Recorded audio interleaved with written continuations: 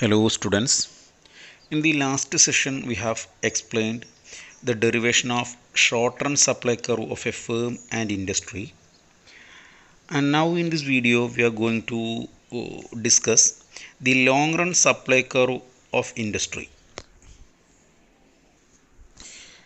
We know that long run is a period by which no factor of production is fixed. All factors are variables. In the long run, it is possible for a firm to extend their scale of operation also. Therefore, long run supply of an industry is the output produced by all the firms in the long run plus the output that can be produced by the potential firms in the long run. We have already said that if there is abnormal profit in the short run, new firms will be coming to the industry and automatically supply will be increased. In the same manner, if price falls, then firms will have to suffer loss and some firms will leave the industry. Therefore, the number of firms will also be changed in the long run. That's why supply curve of the industry is the sum of the output of all existing firms plus the output of potential firms. The long run supply curve is not the lateral summation of short run supply curve of firms. There are three reasons for the same. Number of firms in the industry may not be the same. That is the first reason. That is, number of firms in the short run as well as in the long run may not be the same. Therefore, supply curve may not be the lateral summation of individual supply curves. Second point is that there may have changes in the scale of operation. That means scale of operation of existing firms may change. They may start producing large scale or their scale may be reduced as well. Third and most important point related with the long run supply curve of a firm is that when there is expansion of an industry, the external economies and diseconomies may occur. These external economies and diseconomies will bring variation in cost conditions. That means due to external economies and diseconomies, the cost curve of the firm may change. When cost conditions changes, there may have different types of industries. On the basis of returns of output and production cost, we can classify industries mainly into three: increasing cost industries, decreasing cost industries, and constant cost industries. First of all, we are moving to the explanation of increasing cost industries. If an industry is facing diminishing returns in the long run, there may have increasing cost. If the returns are diminishing, there will be increasing cost. This happens if the external economies are lower than external diseconomies. External economies means advantages of large scale production from external sources. If these external economies are lower or external diseconomies are higher, then the firm will have to suffer diminishing returns. If there are diminishing returns, the industry will have to face higher cost for higher production. Therefore, these types of industries are called increasing cost industries. In such a case, in the long run average cost curve will be shifted to a higher position and automatically a firm will have to reduce the level of output. But due to the increase in the number of firms, the total supply curve will be upward sloping. Such a case can be explained with the help of the following diagram. Here, in order to derive the supply curve of the industry, we need two segments. First segment shows the condition of the firm and second segment shows the condition of the industry. In case of the firm, output is represented on x-axis and price, revenue and cost is represented on y-axis. But in case of the industry, we have shown price on y-axis and quantity on x-axis. In case of industry, we are showing the supply curve. In case of the firm, we are showing the equilibrium point. Initially in segment 1, we have AR1 and MR1. Corresponding to AR and MR, we have an MC curve. This is long run marginal cost curve 1, which is intersecting the MR curve at a particular point.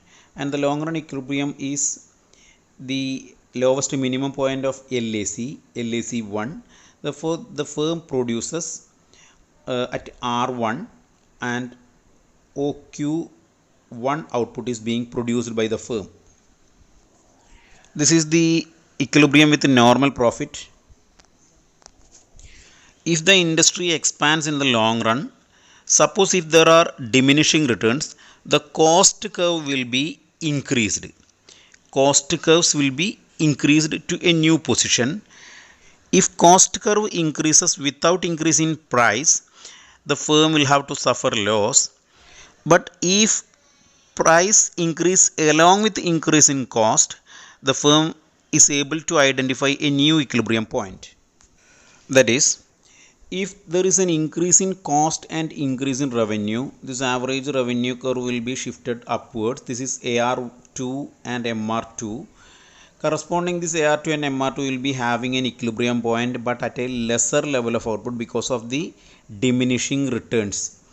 Therefore, equilibrium point is identified at a point where MR is equal to MC. This is the LMC curve 2, and corresponding to LMC curve 2, we will be having an LAC curve 2. This is LAC2, and the equilibrium point is identified at R2. Corresponding output is OQ2. If price is not increased along with the increase in cost, then no output can be produced. That means the firm will stop production or firm will leave the industry. Here there is a paradoxical situation. The price of the output expands, price of the output increases, but the output of the firm contracts or output of the firm decreases. This is because of the decreasing returns to scale, or we can say that this is because of the existence of external diseconomies over external economies. Here, right side of the figure shows the case of the industry. In case of the industry, if price increases in the long run, automatically new firms will be coming to the industry. That is, each firm will be producing lesser quantity due to decreasing returns, but the number of firms increases at higher prices and automatically output also increases. This can be plotted in the second segment of the diagram. Corresponding to AR1 and MR1, we have identified a price and quantity relationship in the second segment. We have OP1 price and OS1 quantity as the first point, and similarly from AR2 and MR2 we can derive second price and second quantity. Here we have derived OP2 price and OS2 quantity. Here we got 2 points, points A and points B. By joining these points we can derive the supply curve, long run supply curve of the industry. This is upward sloping. Here at the initial stage, when price is low, only a few firms are operating in the industry. But when price increases to AR2 and MR2, that is to OP2, the number of firms in the industry is expanded, or new firms will be coming to the industry, and that's why more output is being produced at higher prices. Thus, in case of an increasing cost industry, long run supply curve is upward sloping.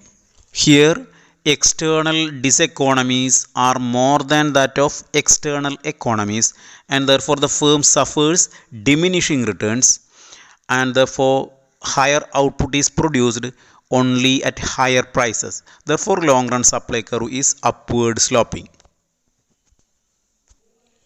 Now we are going to explain the long run supply curve of a decreasing cost industry. If the production in the long run is experiencing increasing returns means output increases at a higher proportion than increase in the level of input. Therefore, the firm is enjoying increasing returns. Increasing returns happens because of the existence of higher external economies than external diseconomies. The external economies enjoyed by a firm is higher than that of external diseconomies in the long run at higher level of output. In such a situation, a firm is experiencing decreasing cost in the long run. Therefore, long run supply curve will be downward sloping.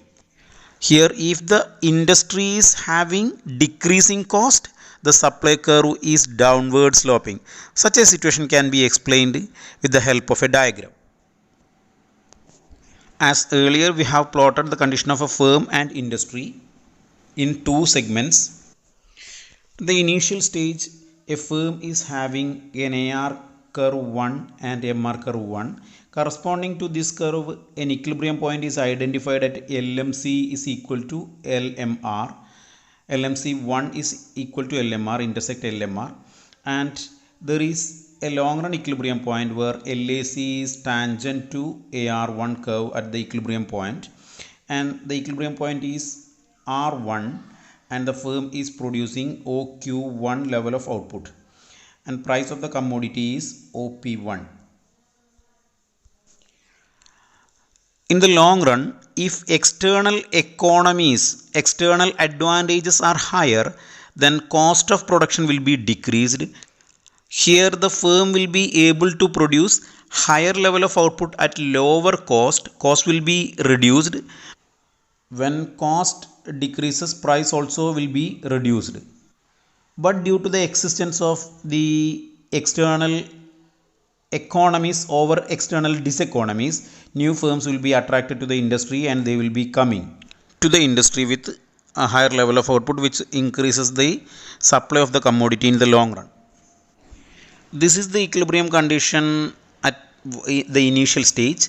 When industry expands, there is decreasing cost. That means external economies are higher than that of external diseconomies. Average cost curve and marginal cost curve decreases, and automatically price also will be decreased.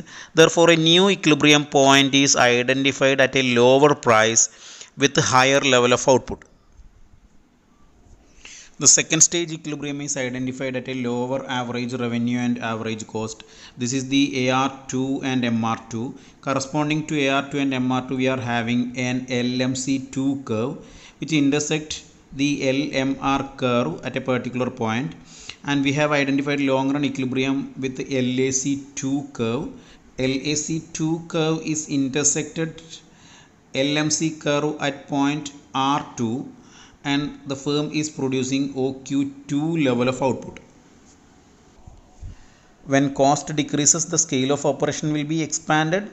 The firm is experiencing increasing returns. The per unit production cost is decreased. Here external economies are higher than external diseconomies. Now we are going to the long run supply curve in the second segment. Corresponding to OP1 price, we can have OP1 and S1 in the second segment, and from this we can derive point A. In the same manner, OP2 price can be extended to segment 2, and we will get point S2 here corresponding to OP2 price, and we can have point B in the second segment. By joining A and B, we can derive the long run supply curve of the industry.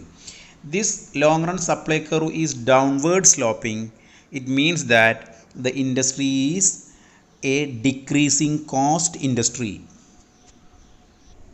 Now we are moving to the explanation of constant cost industries, the derivation of supply curve of constant cost industries.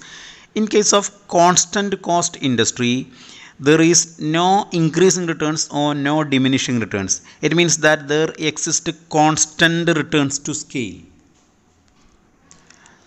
If there exist constant returns to scale, then external economies are just equal to external diseconomies. In such a case, the long run supply curve will be parallel to x-axis. That means a horizontal straight line. Let us derive such a long run supply curve. Similar to previous analysis, we have two segments. One segment shows the condition of the firm and second segment shows the condition of the industry. Here we have a price line or AR or MR line. Corresponding to this AR and MR, we are having an MC line, LMC, long run marginal cost line, and long run average cost line.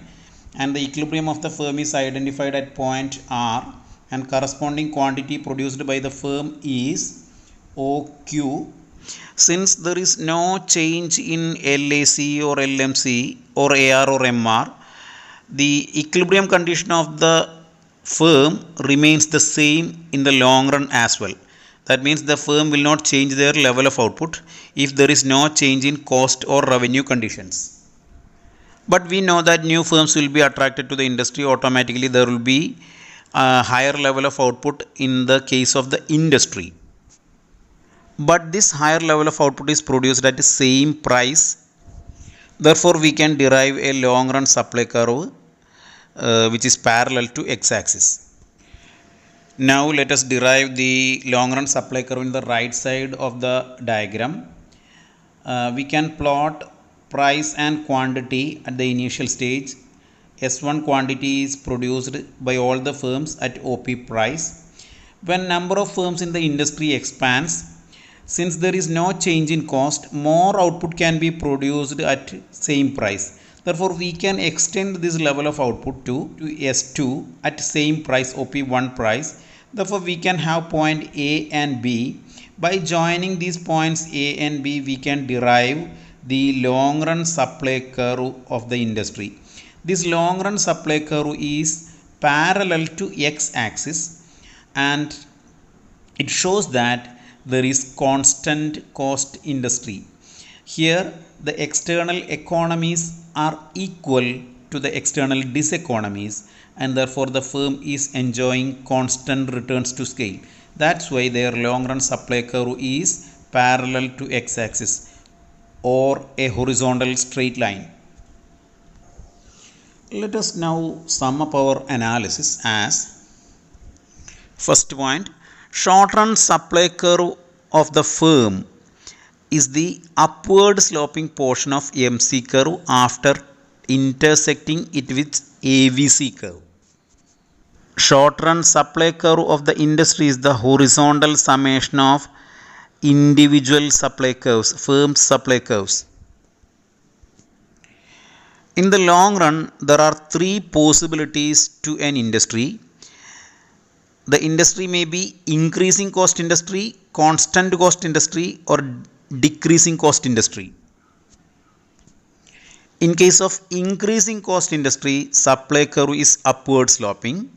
In case of decreasing cost industry, supply curve is downward sloping. Long run supply curve is downward sloping. And in case of constant cost industry, long run supply curve is parallel to x-axis or it is a horizontal straight line. Increasing cost industries happens because of diminishing returns where external economies are lower than external diseconomies, and decreasing cost industries are due to increasing returns where external economies are higher than external diseconomies. Constant cost industries are the result of constant returns to scale, or external economies are equal to external diseconomies. This is the derivation of the long run supply curve of the industry from firm's equilibrium point. We can derive long run supply curve from short run equilibrium points of demand and supply. Such a situation is also explained here. Here we have x-axis and y-axis. On x-axis we have plotted quantity and on y-axis we have plotted price. We have a normal demand curve and supply curve. D1 is the initial demand curve and S1 is the initial supply curve. Corresponding to this demand curve and supply curve, we are having an equilibrium price OP1 and equilibrium quantity OQ1. Here point A is the equilibrium point. If demand increases in the long run from D1 to D2, the quantity of the commodity is to be produced more, but the supply of the commodity suppose increases only up to this level. That means increase in demand is more than that of increase in supply, or the firms cannot expand their output as there is a change in demand, then the new equilibrium point will be AB at OP2 price with OQ2 quantity. Here the supply curve also shifted rightward, but not as much as the shift of demand curve. Now we got two equilibrium points, points A and points B. By joining these two equilibrium points, we can derive the long run supply curve of the industry. This supply curve is upward sloping, and therefore this industry is an increasing cost industry. In case of increasing cost industry, expansion of output is possible at a higher price. In the same manner, we can plot decreasing cost industry as well. In case of decreasing cost industry, supply curve must be downward sloping. Here, the change in supply is more than that of change in demand. That is, initially demand increases to D2, that is to a new position. Corresponding to this change in demand, supply also increases, but change in supply is more than that of change in demand. This is because of the existence of decreasing cost in the long run. Therefore, we will get a lower price OP2 at the equilibrium point B corresponding to higher quantity Q2. Here higher quantity of output can be produced at lower prices. Here we can derive long run supply curve by joining points A and B, and that is downward sloping. This long run supply curve is downward sloping because of the existence of decreasing cost industry. In case of decreasing cost industry, the change in supply is more than that of change in demand. Increase in supply is more than that of increase in demand. Here we can also plot constant cost industry. In case of constant cost industry, increase in supply will be exactly equal to the increase in demand. That means initially demand increases to D2, and corresponding to this change supply also increases, but in same proportion. That means supply increases to S2. Here more output is demanded and supplied at same price. Therefore, there is a change in equilibrium point from A to B at the same price. Here we can join points A and B and we can derive the long run supply curve. This long run supply curve is parallel to x-axis, which shows that there is constant returns to and the existence of constant cost industries. Therefore, in the initial segments, we have explained the derivation of long run supply curve from firms' equilibrium conditions, and in the second segment we have explained the derivation of long run supply curve from short run equilibrium conditions of the market. In the next segment we will be explaining the effect of government intervention under perfect competitive market conditions through taxes and through subsidies.